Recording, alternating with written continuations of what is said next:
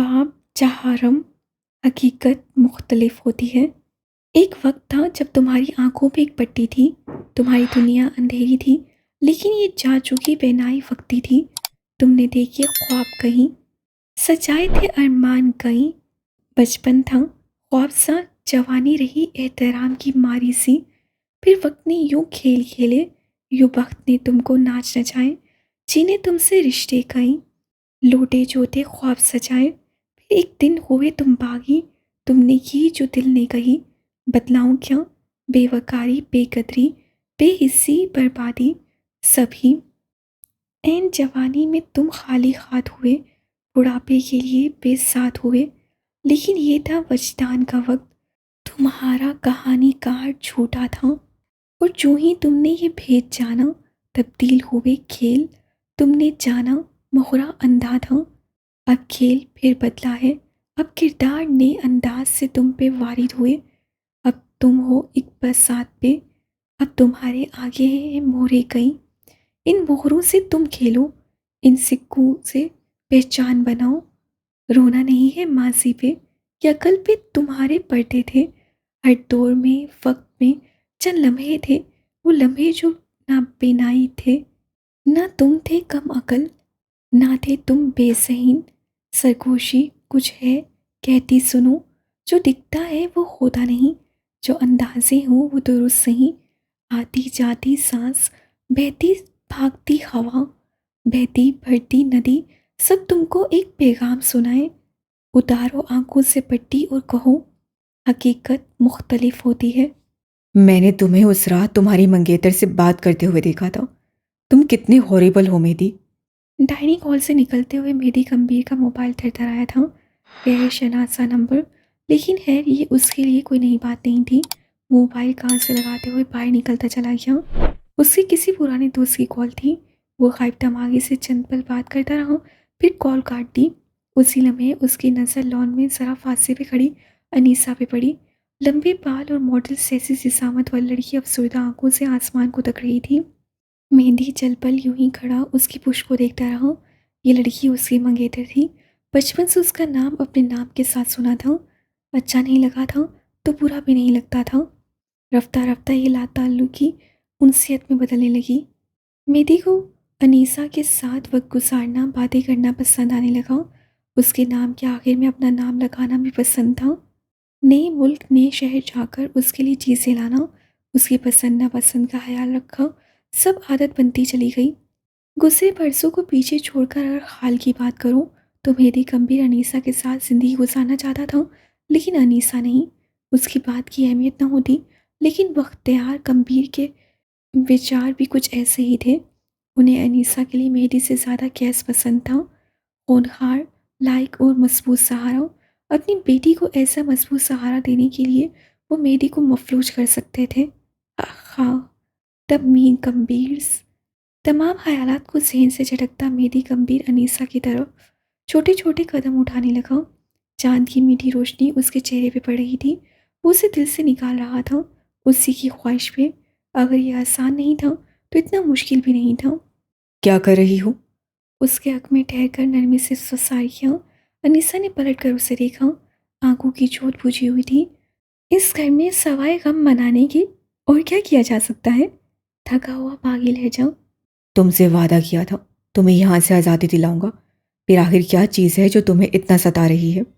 مجھے یہاں سے نہیں تم سے آزادی چاہیے مہدی، انیسہ کا لہجہ تیز ہوا، مجھے تمہارے نام سے آزادی چاہیے، بلکہ وہ ایک پل کو رکی، مجھے اس سر نیم سے ہی آزادی چاہیے، نہیں رہنا مجھے تمہارے ساتھ، نہ ہی کیس کے ساتھ، میں اپنے حساب سے اپنی زندگی گزارنا چاہتی ہوں، جہاں تم لوگوں کا سایہ بھی نہ ہو۔ مہدی نے تحمل سے اسے دیکھا، آنکھوں میں کچھ تھا جو تمہیں مہدی کے لیے اداس کر دے۔ میں اپنی طرف سے پوری کوشش کروں گا انیسہ، میں تمہاری خوشی کی ضمانت نہیں دیتا، لیکن میری طرف سے تم آزاد ہوگی انشاءاللہ بہت جلد۔ اس کے سامنے کئی لڑکی کا سانس بحال ہوا، اب کہ اس کی آنکھیں نرم تھیں۔ کیا تم مجھ سے محبت کرتے ہو؟ میرا مطلب ہے تم اتنی بڑی قربانی دے رہے ہو تو؟ ہاں، مجھے تم سے محبت ہے۔ اس صاف گوئی پہ ایک پل کے انیسہ تھم گئی۔ مجھے تم بہت پسند ہو، تمہارے ساتھ اگر ساری زندگی گزارنے کا موقع ملے تو میں خود کو خوش قسمت سمجھوں گا، لیکن اس نے نسیں انیسہ کے چہرے پہ گاڑ دیں۔ مجھے محبت سے زیادہ عزیز ہے اپنا ذہنی سکون، جو کم از کم تم جیسی ٹراما کی ماری عورت نہیں دے سکتی۔ ایک کاری وار انیسہ کی روح پر لگا تھا، اس کا چہرہ حد تک سے سرخ ہوا تھا۔ مہدی نے اضافہ کیا، تمہارے ساتھ زندگی ایک عذاب بن کر گزرے گی، میں تمہارے لیے قربانی نہیں دے سک رہا۔ میں ایک ٹریولر ہوں، ذہنی سکون اور میری خوشی مجھے تم سے بھی زیادہ عزیز ہے۔ تم میری طرف سے آزاد ہو انیسہ، لیکن مجھ سے یہ توقع مت رکھنا کہ میں تمہارے حصے کی جنگ لڑوں گا۔ اس مسیح لڑکے کے لیے تمہیں اپنے ابا سے خود بات کرنی ہوگی۔ وہ کانوں میں عذاب ڈال کر 2 قدم پیچھے ہوا۔ انیسہ نے سفید پڑتی رنگت سے اسے دیکھا۔ اپنے کمرے کی بیلکونی میں کھڑا کیس انہیں ہی دیکھ رہا تھا۔ اس سے کندھے اور کان کے درمیان فون تھا، جسے اب جدا کرتے ہوئے وہ نیچے کی جانب آ رہا تھا۔ مہدی، انیسہ کی پکار گویا کسی گہری خواہش سے آتی ہو۔ میری مدد کر دو پلیز۔ تم تم ابا سے میرے لیے بات کرو۔ تم اس گھر کے مرد ہو، تمہاری سنی جائے گی۔ انیسہ رونے لگی تھی۔ کیس نیچے اتر آیا تھا، لیکن اب بھی ان سے دور تھا۔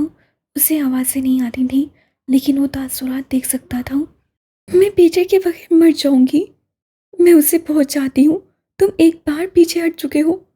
میں تمہارے اس عمل کی قدر کرتی ہوں، لیکن پلیز میری زندگی یوں برباد نہ کرو۔ انیسہ کی آخری بات کیس کے کانوں میں پڑی تھی۔ وہ قریب آ چکا تھا، لیکن 2 نفوذ اسے نہیں دیکھ پائے۔ وہ لان میں لگے مصنوعی فوارے کی اوٹ میں تھا۔ میرے ساتھ ایسا مت کرو۔ تم مجھ سے محبت کرتے ہو نا؟ تمہیں اس محبت کا واسطہ ہے؟ پلیز، میرے لیے یہ شادی ضروری ہے، میں مر جاؤں گی۔ مہدی پلیز۔ اس کی آنکھیں روانی سے آنسو بہا رہی تھیں۔ کیس چل رہی کیوں؟ مہدی اپنی ہی منگیتر کو ڈسون کر رہا تھا۔ او خدایا، وہ کتنا ہاریبل تھا۔ میں تم لوگوں کا پنچنگ بیگ نہیں ہوں انیسہ، میں تمہیں نہ کہہ رہا ہوں، ایک صاف سیدھا نہ۔ کیا تمہیں سمجھ نہیں آ رہا؟ اس کے چہرے پہ دبا دبا غصہ تھا۔ تمہارے ابا تمہاری شادی چاہے گلی کے کسی شخص سے کریں یا کسی رئیس زادے سے، میری بلا سے بھاڑ میں جاؤ۔ آئندہ میرے پیچھے آنے کی یا مجھ سے شادی کی بات کی تو میں قسم کھا کر کہتا ہوں، تم مہدی کا وہ روپ دیکھو گے جس کی توقع بھی نہیں کی ہوگی۔ وہ اس پہ ایک جتاتی نظر ڈال کر آگے بڑھنے لگا جب انیسہ نے اس کی کونی پکڑ لی۔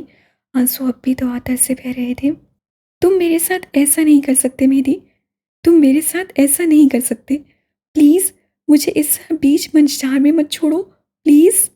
مہدی نے ایک جھٹکے سے اپنی کونی آزاد کروائی اور آگے بڑھ گیا۔ اس کا غسیلا چہرہ اب آہستہ آہستہ کرب زدہ ہو رہا تھا۔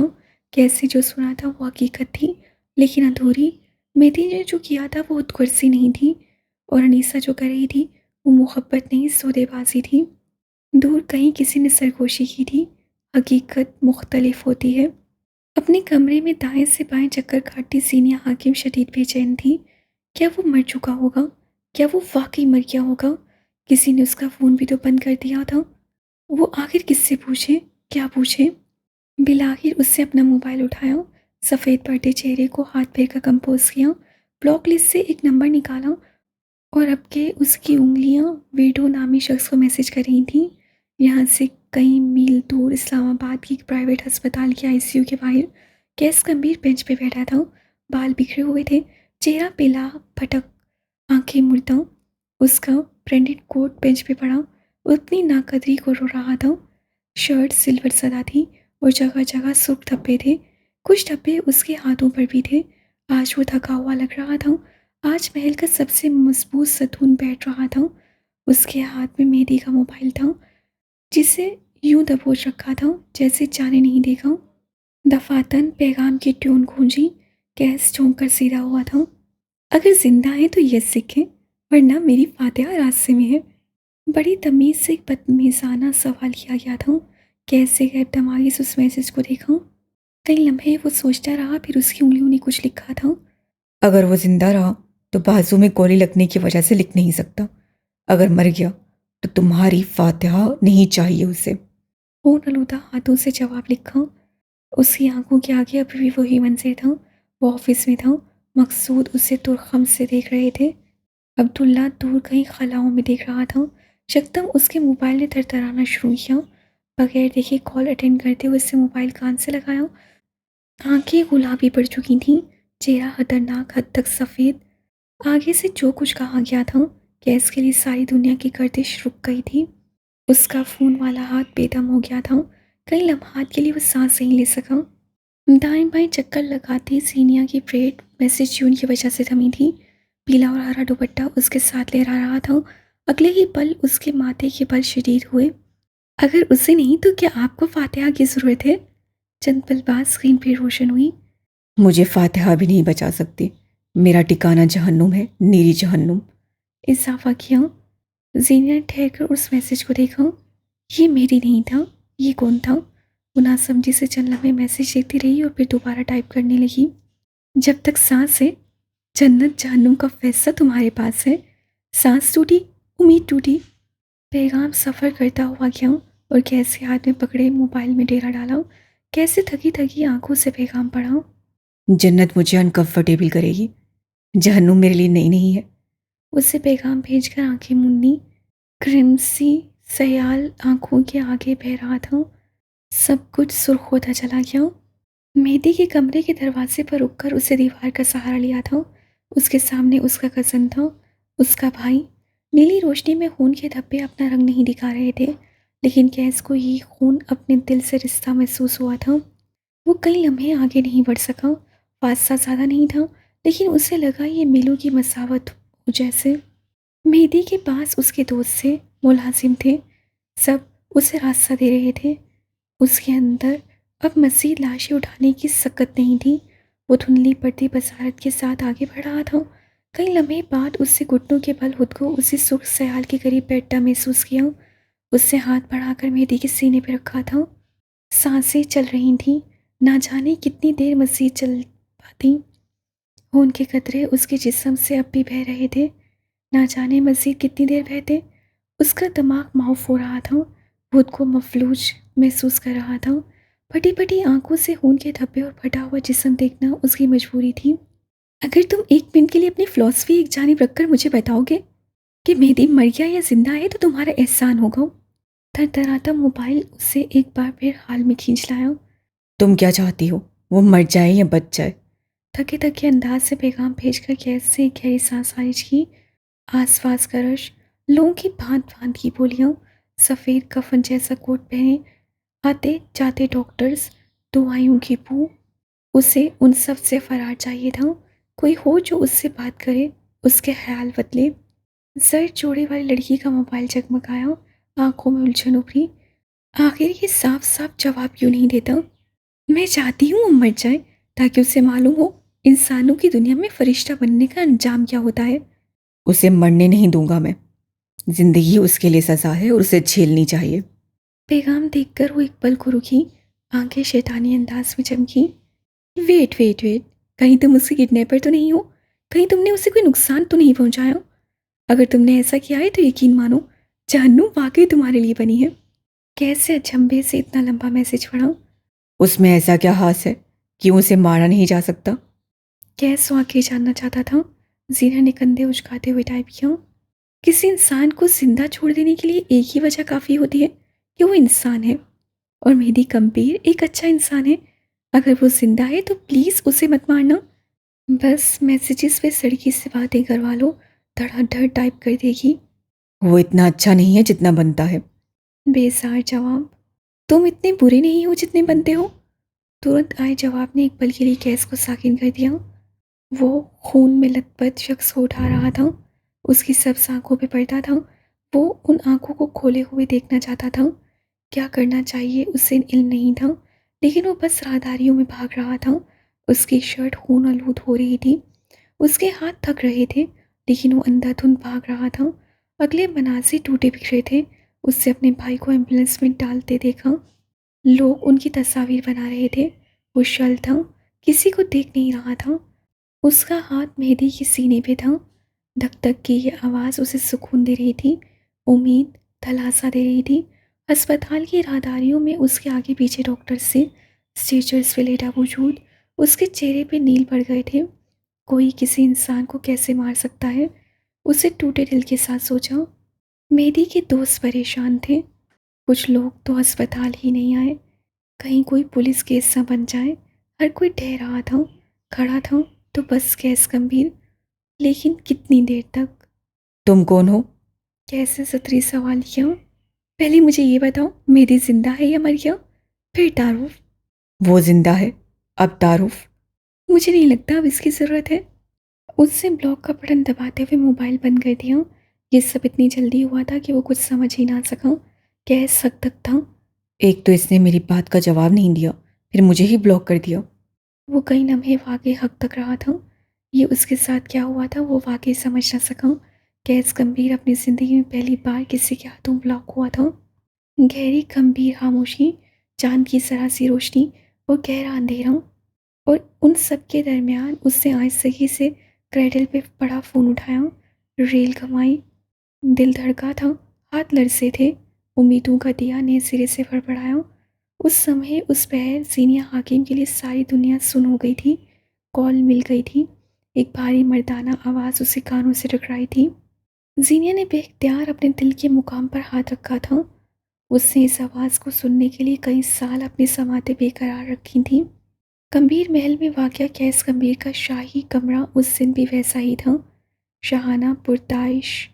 بیلکونی میں رکھے صوفے پہ بیٹھا کیس سگار کو لبوں میں دبائے ہوئے تھا. آنکھیں دور کسی غیر مرئی نقطے پہ جمی تھیں. یہیں اسی بیلکونی میں ایک طرف چھوٹی سی شیشے کی میز پہ ایک موبائل رکھا تھا. یہ اس کا موبائل نہیں تھا، روزمرہ کے استعمال والا نہیں. اس موبائل پر وہ انکرپٹڈ وائس استعمال کیا کرتا تھا. کچھ دیر قبل ہی اس نے اپنی منگیتر کے باپ سے بات کی تھی. وہ اسے بلا رہے تھے، لیکن جو کیس نے کیا تھا اسے برا لگا تھا. لیکن اسے اپنی پھپھو یاد تھی، کس طرح وہ تانے سہا کرتی تھی. قصہ حاکم نواب نے اپنی بہن کا بدلہ کیس کی سب سے اچھی پھپھو امینہ بیگم سے لیا تھا. قصہ ان کو نکاح اور ایک بچے کے ساتھ میکے کے در پہ چھوڑا گیا تھا. فون کی چنگاڑتی آواز اسے حال میں لے آئی. ہاتھ بڑھا کر فون اٹھاتے ہوئے اس کے انداز میں روحانیت تھی.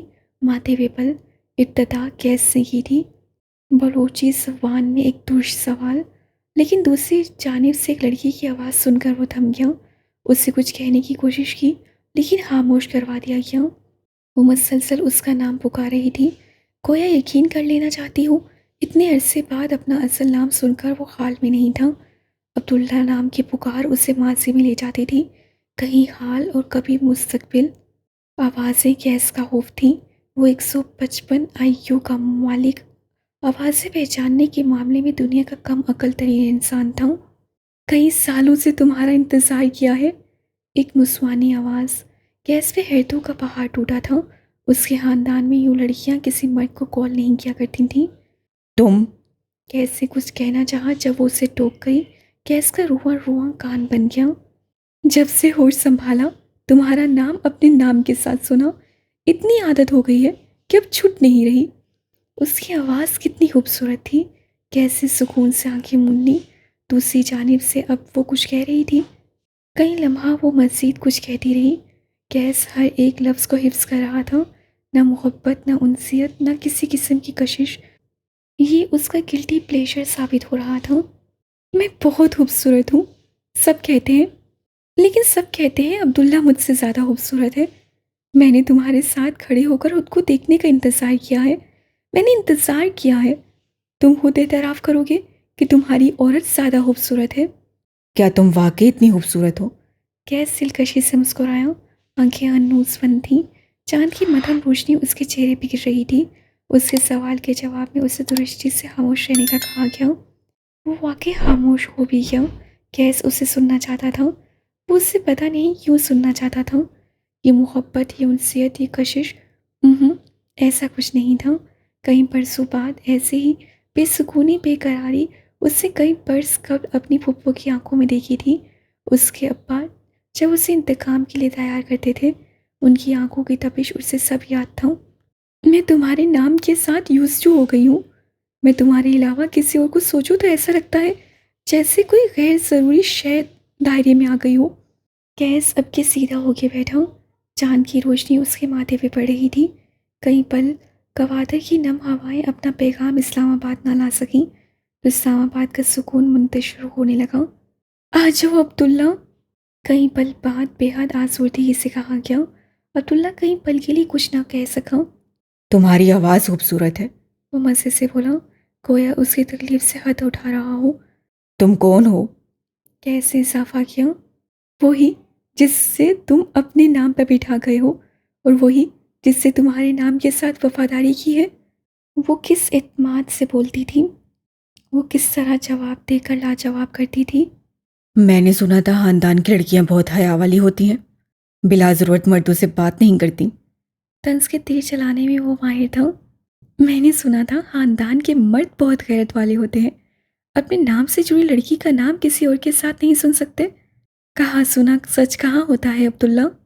وہ کس حق سے یہ نام لے رہی تھی اور کتنے عرصے بعد یوں اپنا نام سننا اچھا لگا تھا؟ کاش وہ اس پکار کو اپنے سماعتوں میں محفوظ کر پاتا۔ کیا تم نے واقعی میرا انتظار کیا ہے؟ وہ نہ جانے کیا سننا چاہتا تھا۔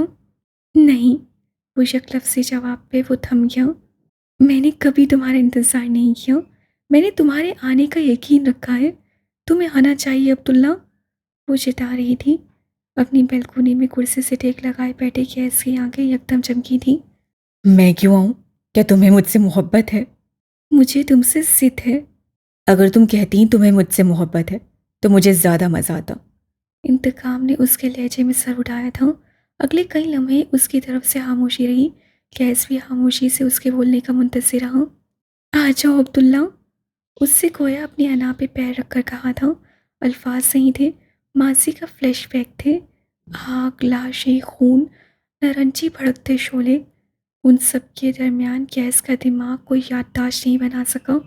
سب کٹ مٹ ہونے لگا۔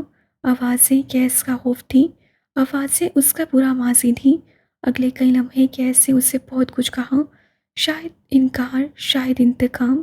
وہ ماضی کے زیر اثر بہت کچھ کہہ گیا، یادداشت کا حصہ البتہ کچھ نہیں بن سکا۔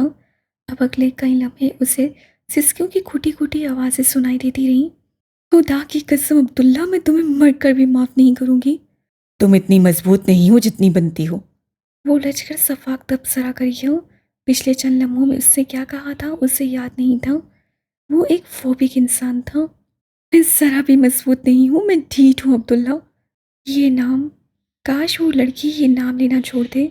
یہ نام کیس کو ماضی اور حال کے درمیان ایک پھندے پہ لٹکا دیتا تھا، اور پھر اگلے کئی لمحے اس کے ذہن میں کوئی آواز پروسیس نہیں ہوتی تھی، کوئی یادداشت اس کے ذہن کا حصہ نہیں بنتی تھی۔ تھیراپی، علاج، سیشن، کچھ بھی اسے ان آوازوں کے خوف سے نہیں نکال سکا تھا۔ میں اب مر کر بھی تمہارا انتظار نہیں کروں گی۔ اب اگر آؤ گے تب بھی تمہارے لیے نہیں آؤں گی عبداللہ۔ تمہاری آواز بہت خوبصورت ہے۔ وہ کسی طرح اس عبداللہ نام کی کردار کو ختم کروانا چاہتا تھا تاکہ اپنی منگیتر سے ہوئی پہلی بات کو اپنے ذہن کے پردوں میں محفوظ کر سکے، لیکن بے سود۔ کال کٹ چکی تھی۔ وہ بے اختیار پریشان ہو بیٹھا۔ بے بسی بھرا غصہ اس کے دماغ پہ حاوی ہونے لگا۔ اگلے کئی لمحے کیس سر کو ہاتھوں میں لیے بیٹھا رہا۔ کیوں؟ آخر کیوں اس کا ماضی ایسا تھا؟ کیوں اس سے حال اور ماضی کی گرداب میں پھنس کر ایک حسین یاد گوا دی؟ عقل ہر ایک کے لیے نعمت نہیں ہوتی۔ ہسپتال کی ٹھنڈی راہداریوں میں سکوت تھا، موت سے پہلے والا سکوت، موت کے منہ سے بچ کر آنے جیسا سکوت، یا پھر قبر کی پہلی رات جیسا سکوت۔ مہدی کی سرجری کو کئی گھنٹے بیت چکے تھے، شام سے صبح ہونے کو تھی۔ مہدی گمبھیر کا ٹریٹمنٹ کامیاب ہو چکا تھا، اسے آئی سی یو سے روم میں شفٹ کیا جا چکا تھا۔ ہسپتال والے لباس میں اس کا سانولا چہرہ سرد لگ رہا تھا، خون کافی مقدار میں بہہ چکا تھا۔ اس کے خاندان والے اس کے لیے پریشان تھے۔ انیسا اس کے پیروں کے قریب بیڈ پہ بیٹھی تھی، روئی روئی سی آنکھوں میں اپنے کزن کے لیے فکر تھی۔ اس محل میں وہی تو ایک تھا جو اس لڑکی کو انسان بھی سمجھتا تھا۔ ہاں، ان کے کچھ اختلافات تھے، لیکن پھر بھی وہ اسے بہترین انداز میں سمجھتا تھا۔ اسی پل دروازہ کھلا اور کیس گمبھیر اندر داخل ہوتا دکھائی دیا۔ کچھ دیر قبل کی سرخ رنگت اب بدل چکی تھی، تھکن کا نام و نشان تک نہیں تھا۔ آنکھیں ایک بار پھر کسی سیریل کلر کی مانند ہو گئیں، گردن اٹھی ہوئی، چال میں تمکنت۔ مہدی آنکھیں موندے لیٹا تھا۔ کیس کے آتے انیسا اٹھ کھڑی ہوئی، مہدی کو نرم نظروں سے دیکھا اور پھر باہر چلی گئی۔ وہ چند پل اپنی جگہ کھڑا رہا اور پھر دھیرے دھیرے قدم اٹھاتا مہدی کے بیڈ کے ساتھ رکھی کرسی پہ آن بیٹھا۔ بھاری سانسیں لیتا مہدی سو رہا تھا۔ کیس گردن ڈھلکائے اسے کسی سائیکو کی مانند دیکھی گیا۔ اسی لمحے سیریل کلر نے ہاتھ آگے بڑھا کر زخمی بازو کو پوری طرح دبایا۔ آنکھیں صفاق سرد تھیں، پلستر کے باعث اثر نہ ہوا، لیکن اس سے ہار نہ مانی۔ जख्मी बाजू को ऊपर उठाकर हवा में बुलंद करके नीचे छोड़ दिया। बाजू पलंग से टकराया। एकदम बाजू में इतना शदीद दर्द उठा था कि मेहदी पिलपिलाते हुए उठ बैठा था। उसकी रूह तक जख्मी हो गई थी। वो बुरी तरह करा रहा था, बुलंद आवाज़ में चीख चीख कर। यूँ लगता था जैसे सारे टांगे उधड़ गए हों। दर्द की शिद्दत से वो गहरे लंबे सांस लेने लगा था। गैस सपाट नसों से उसे देखता रहा। गैस से बैठे बैठे एक बार फिर उसका बाजू बुलंद किया। मेहदी उसे हटाना चाहता था, लेकिन उसके जिस्म में ज़रा बराबर तवानाई नहीं बची थी। हवा में बुलंद बाजू को एक बार फिर यूं ही नीचे छोड़ा गया। तकलीफ हद से सवा हुई। 3 गोलियों से दागा गया बाजू दर्द से सुन्न हो गया। वो कौन था मेरी? तुम्हारा मरा हुआ बाप था वो हबीस इंसान? मेहदी घुर्राया, फिर लबों को सख्ती से जमाकर दर्द कम करने की कोशिश की। चंद मोटे मोटे पानी के कतरे बिला इजाज़त चेहरे पर फिसल गए। दर्द पे किसी का इख्तियार थोड़ी होता है। मेरा बाप होता तो इस वक्त तुम कब्र का हिसाब दे रहे होते, यूं मेरे सामने सांस ना ले रहे होते। सब आंखों में मारे तकलीफ की बेबसी भरने लगी। लोहे के जरिए उसके बाजू को चीर गए थे। दर्द तो होना था। वो कौन था मेरी? उसे तुम्हारी जान क्यों लेनी चाहिए? और अगर लेनी चाहिए तो ली क्यों नहीं? वो अब तक अपनी बात पे अटका था। मेहदी ने सबसे उसे देखा। मैं नहीं जानता वो कौन है। मैं बस इतना जानता हूँ कि मरना नहीं चाहता। उसे एक एक लफ्ज़ पे जोर दिया। मैं मरना नहीं चाहता गैस। वो गैस की आंखों में देखते हुए कुछ चिता रहा था। गैस से पहलू बदला। क्या कोई दुश्मनी, बुग़्ज़, अनाथ? एक और सवाल। तुम्हारे अलावा ये ताल्लुक किसी से बना ही नहीं। उससे अपना ही मजाक उड़ाया। गैस अपनी जगह से उठा, करीब आकर उसके तकिए बराबर किए। शायद तुमने उस आदमी के किसी बेहद अजीज शख्स को उससे दूर किया हो। मेहदी के सीने पे दबाव डालकर उसे लिटा दिया। शायद तुमने उसे इस लोहे के जरे से ज़्यादा तकलीफ दी हो। क्या पता वो किसी परसों पुराने बुक्स के चलते तुम्हारे करीब आया हो। सरगोशी में सरकलमी की बू आती थी। मेहदी ने जख्मी नजरों से उसे देखा। मैं विलन लगता हूँ लेकिन मैं विक्टिम हूँ। मैं प्रॉब्लम लगता हूँ लेकिन मेरे साथ कोई प्रॉब्लम है। वो एक पल को रुका। मैं गैर लगता हूँ लेकिन मैं तुम्हारा सबसे करीबी हूँ। दवाओं का असर, लोहे से दागे जिस्म का दर्द, अपनों की बेअतनाई, ये थे वो तमाम जज्बे जो एक 26 साला मर्द को कमज़ोर कर रहे थे। मैं, मेरी सरवर कम्बीर, अपने अल्लाह को हाजिर नाजिर जानकर कसम खाता हूँ, मैंने अपनी ज़िंदगी में किसी शख्स को जानकर तकलीफ़ नहीं दी, और अगर दी है तो मेरा मामला अल्लाह के हवाले। गैस कहकर मार कर हंसा था। क्यों अल्लाह के हवाले क्यों? वो तो रहीम है, फ़ौरन माफ़ कर देगा। तुम्हारा मामला उसके हवाले जिसे तुमने तकलीफ़ दी। तुम्हारा मामला इंसान के हवाले, और याद रखना इंसान माफ़ नहीं करते। मेरी गनूदगी में जाते हुए भारी होती पलकों को वह मुश्किल खोले उसे देख रहा था। उसकी पलकों पे नमी ठहरी थी। उसकी सब आंखों के सामने किसी औरत की सब आंखें उभर रही थीं। उसकी माँ, उसकी खूबसूरत माँ। अगर तुम मुझे मारना चाहते हो तो अपने हाथों से मारना। किसी और को भेजा तो मैं जीने की ख्वाहिश करूँगा, और जब मैं जीने की ख्वाहिश करूँगा कोई मुझे मार नहीं सकता। उससे ज़हन पे छाई तस्वीर झटकी। गैस के गले में गिल्टी सी उभरी थी। वो अपनी जगह से उठ खड़ा हुआ, टाई की नोट ढीली कर दी। मैं तुम्हें अपने हाथों से मौत दूंगा, लेकिन अगर कोई और तुम्हारे करीब भी आया तो उसकी मौत भी मेरे हाथों होगी। वो तेज तेज कदम लेता बाहर निकल गया। सांस लेने में दुश्वारी सी होने लगी थी। अंदाज अंदर नीम गनूदा मेरी कबीर की आंखों से पानी निकला। अगर आज उसकी माँ होती तो अपने बेटे से दूर ना होती। बाप होता तो मोहब्बत भरी चार पिला रहा होता। लोहे से दागा क्या जिस्म तकलीफ नहीं था, उस पे मरहम रखने के लिए किसी अपने का ना होना तकलीफ था। आहिस्ता आहिस्ता उसकी पलकें भारी होती गईं। आवाज़ों का रास्ता रुक गया। फिर अंधेरा छा गया। आवाज़ें बंद, चेहरे गायब, और दिमाग तारीकी में डूब गया। यहाँ सुकून था, गहरा सुकून। लेकिन अस्पताल की उस प्राइवेट रूम के बाहर इंतजार था। मोबाइल कान से लगाए राहदारियों में चलते गैस के चेहरे पे भरमी थी। तुम्हारी जुर्रत कैसे हुई उसे नुकसान पहुंचाने की? मैंने कहा था ना उसे मैं ही मारूंगा। दूसरी जानिब कोई सफाई दी जाने लगी थी, जिसे वो रद्द कर रहा था। राहदारियों में चलता ये शख्स धूप छाँव जैसा था।